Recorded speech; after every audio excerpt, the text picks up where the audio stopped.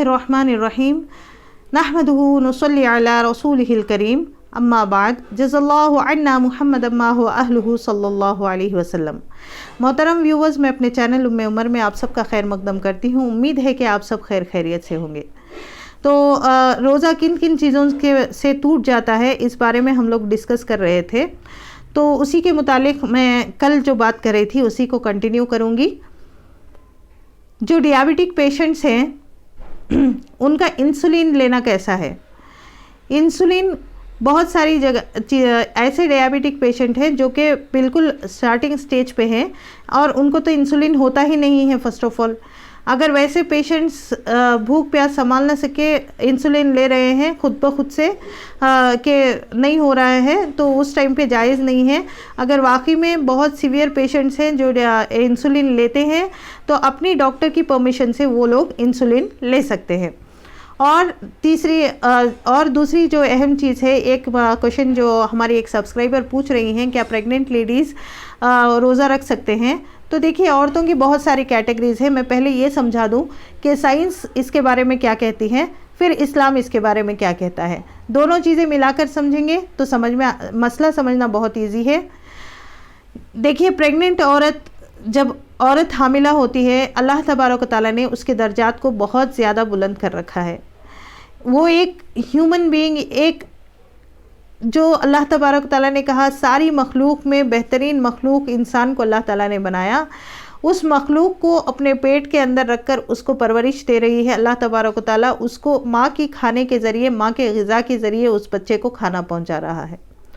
अब यहाँ पर औरतें जब प्रेग्नेंट होती हैं तो औरतों की कैटेगरीज अलग अलग हो जाती हैं। जैसे कि कोई औरत है, सुबह से खाना खाया, शाम तक भूख नहीं लगती, किसी को खाना खाते हैं पचता नहीं है, उल्टियाँ हो जाती हैं, बहुत सारे स्टेजेस से औरतें गुजरती हैं। तो साइंसदान कहते हैं कि जब बच्चा पेट में होता है तो कुदरत का निज़ाम ये है कि उसको खाना उसके टाइम पर अल्लाह तबारक व तआला कुदरत उसको पहुँचाती रहती है। अगर कोई माँ वक्त पर खाना नहीं खाती है, अपना ख्याल नहीं रखती है, सफिशिएंट खाना नहीं खाती है, तो बच्चे को तो वो ग़िज़ा पहुँचनी है।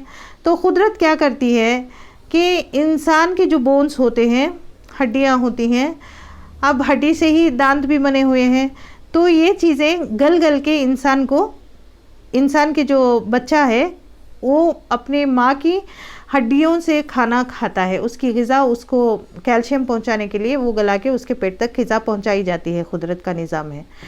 तो अगर औरत इतनी कैपेबल है कि सुबह से शाम तक ना खाना खाए तो सबसे पहले अपने गायनेकोलॉजिस्ट से कंसल्ट करें, अपने डॉक्टर से, मुसलमान डॉक्टर हो, क्योंकि हर कोई मशवरा दे देगा नहीं प्रेग्नेंट औरत के लिए खाना खाना ज़रूरी है।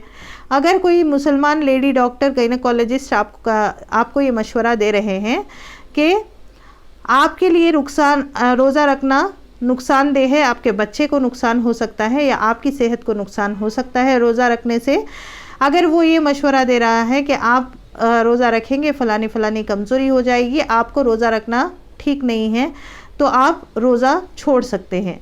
अगर डॉक्टर ये कह रहा है कि नहीं, आप अल्हम्दुलिल्लाह सेहत सब अच्छी है, अगर आप रोज़ा रखते हैं तो भी बच्चे पर कुछ अफेक्ट नहीं करेगा, तो उस वक्त में रोज़ा रखना बेहतर है।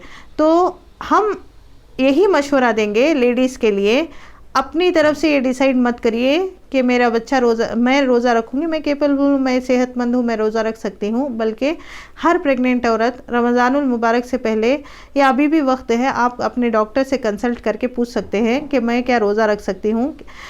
देखिए, दीन में मसले मसाइल बोलना उलमा का काम है, वो लोग मसले मसाइल बोलेंगे, लेकिन हमारी सेहत के हिसाब से उलमा कुछ डिसाइड नहीं कर सकते, बल्कि उस वे में उस जगह पर डॉक्टर जो मुसलमान है वो आपको बेहतरीन मशवरा दे सकता है। अगर आपका डॉक्टर कहता है आप रोज़ा रखें तो रख लीजिए। अगर डॉक्टर कहता है, डॉक्टर के लिए कहने के लिए शर्त होना ज़रूरी है कि वो मुसलमान डॉक्टर हो, ठीक है। तो इस चीज़ का ध्यान रखें। आगे प्रेग्नेंट औरत के बारे में हो गया।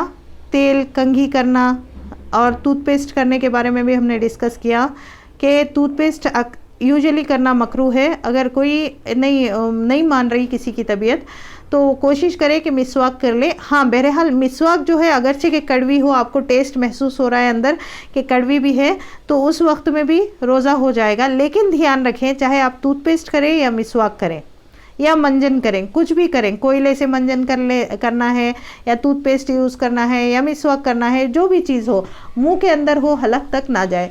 अगर हलक तक चला गया तो रोज़ा टूट जाएगा। तो इस चीज़ का ध्यान रखें। देखिए, रोज़े में दो चीज़ें हैं, एक तो ख़ज़ा होगी या तो कफ़ारा होगा। ख़ज़ा किसको कहते हैं? रमज़ानुल मुबारक की रोज़े किसी वजह से छूट गए, बाद में ख़ज़ा, एक रोज़े के बदले एक ख़ज़ा है, एक रोज़ा छूटा, एक रोज़ा बाद में रख लेंगे तो ख़ज़ा बराबर हो जाएगी। लेकिन कफ़ारे का अलग हुक्म है। कफ़ारा उस वक्त पे होगा जब अगर मैंने जानबूझकर रोज़ा तोड़ दिया, रोज़ा किसी ने रमज़ानुल मुबारक का रोज़ा रखा और जानबूझ के रोज़ा तोड़ दिया, तो उस वक्त पे कफ़ारा वाजिब हो जाएगा। कफ़ारा किसको कहते हैं?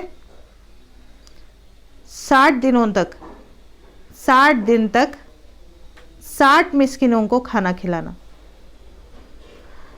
60 मिस्किनों को खाना खिलाना या 60 दिन तक लगातार रोज़े रखना। अगर बीच में एक दो रोज़े छूट गए, फिर से अगेन 60 रोज़े रखना है। ये कुदरत की तरफ से एक पनिशमेंट या एक पेनाल्टी ही समझ लीजिए। अगर कोई शख्स जानबूझकर रोज़ा तोड़ता है, अगर किसी ने जानबूझकर रोज़ा छोड़ दिया और तोड़ दिया, दोनों में फ़र्क है। अगर कोई रोज़ा छोड़ता है तो उस वक्त में ख़ज़ा ही वाजिब आएगी। अगर किसी ने रोज़ा रख के रोज़े को तोड़ दिया, उस पर कफ़ारा वाजिब आएगा। कफ़ारा क्या है? 60 मिस्किनों को खाना खिलाना, या फिर कोई इस्तिताअत नहीं रखता तो 60 दिनों तक लगातार रोज़े रखना। अगर बीच में एक दो रोज़े छूट रहे हैं, अगेन 60 फिर से स्टार्ट करेगा वो गिनती। तो इसलिए इस चीज़ को अवॉइड करें। रोज़े की हालत में सिगरेट पीने से रोज़ा टूट जाता है, तंबाकू खाने से रोज़ा टूट जाता है, पान खाने से रोज़ा टूट जाता है। हाँ, पान खाने वालों का मसला अलग है कि अगर किसी ने सहरी में पान खा लिया, अच्छे से कुल्ली कर लिया वगैरह वगैरह, फिर जब सो गया, नमाज वगैरह पढ़ के थोड़ी देर आराम कर लिया, जब फिर सुबह दोपहर में वो ज़ोहर का वज़ू कर रहा है या फिर वज़ू करने जा रहा है, फिर से उसने कुल्ली किया तो देख रहा है वो कुछ लाल रंग का पान का कलर आ रहा है। उसने अच्छे से कुल्ली करने के बावजूद अगर ये कैफियत है, तब रोज़ा नहीं टूटता है, रोज़ा जायज़ हो जाएगा। अगर किसी ने जानबूझ के थोड़ा सा पान मुंह में दबा लिया, फिर बाद में सहरी के बाद उठ के कुल्ली कर रहा है, तो वो रोज़ा टूट जाएगा, कफ़ारा आ जाएगा उस पर। अगर किसी ने अच्छे से कुल्ली कर लिया, फिर आ रहा है मुंह में थोड़ा सा कलर आ रहा है, तब रोज़ा नहीं टूटेगा। सिगरेट पीना और इसी तरह शीशा पीना, ये सब जायज़ नहीं होगा। हाँ, अलबत्ता अगर किसी ने घर में ऊद की धुनी दे दी, बुखूर जला दिया, या इसी तरह से इन्हेलर सूंघने से रोज़ा टूट जाएगा, क्योंकि जब इन्हेलर में दवाई डाल के लेते हैं तो वो खाने के बराबर ही है। तो इसीलिए ना, नाक में दवाई डालने से भी रोज़ा टूट जाता है, क्योंकि नाक का डायरेक्ट कनेक्शन थ्रोट से है। तो इसी तरह इन्हेलर लेने से भी रोज़ा टूट जाएगा। लेकिन अलबत्ता खुशबू सूंघना या कुछ खुशबू नाक में चली गई, कुछ पका रहे हैं, बिरयानी की खुशबू आ गई, किसी ने सूंघ लिया, इससे रोज़ा नहीं टूटता है।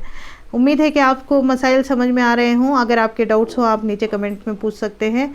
और अल्लाह तबारक व तआला कहने सुनने से ज़्यादा अमल की तौफीक अता फ़रमाए।